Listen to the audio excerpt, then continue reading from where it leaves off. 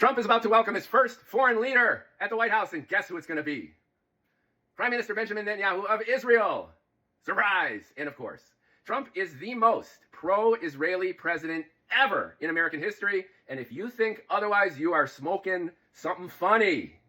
He appointed Mike Huckabee as ambassador. Mike Huckabee has already called for the complete annexation of the West Bank and for Palestinians in Gaza to migrate the hell out so Israel can take all the land. He's an evangelical who believes Israel and the Jews are preparing the landing strip for Jesus Christ and the second coming. And if you think I'm the one smoking something, do just a little bit of research. Donald Trump is pro-Israel. If you're a Muslim who flipped to him angry that Biden fucked up the Gaza war, you ain't seen nothing yet.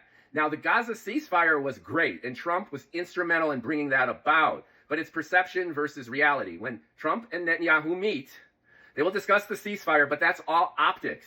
The shit that really counts, number one, is the Abrahamic Accords between Israel and Saudi Arabia and the UAE. Trump and his son-in-law brought this about during his first term. It was an unprecedented peace deal between Israel and the Sunni Arab states. They're going to want to reactivate that to the point that Saudi Arabia gets a nuclear reactor. Look that shit up too. The real issue here isn't Gaza and the Palestinians. I repeat that from a strategic point of view. Gaza and the Palestinians are irrelevant to the Trump-Netanyahu agenda. Netanyahu can't really sustain the ceasefire or he's out of a job because of his right-wing coalition. But most importantly, the real objective here is neutralizing Iran's nuclear program.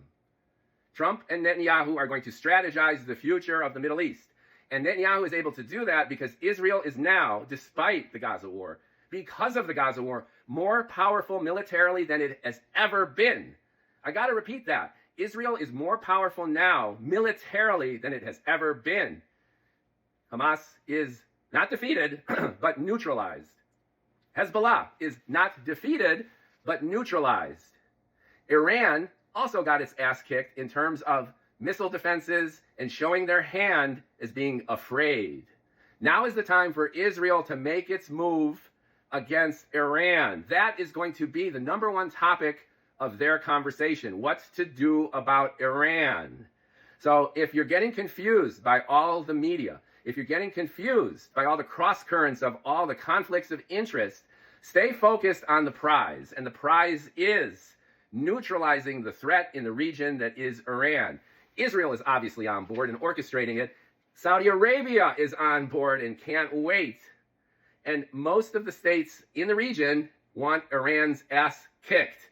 And Israel and the United States are well on their way to doing that. So in summary, the plight of Gaza and the Palestinians, sadly, is a backdrop to the strategic focus of Israel as the major power in the Middle East and Trump's allegiance and unilateral, unconditional, unequivocal support of Israel.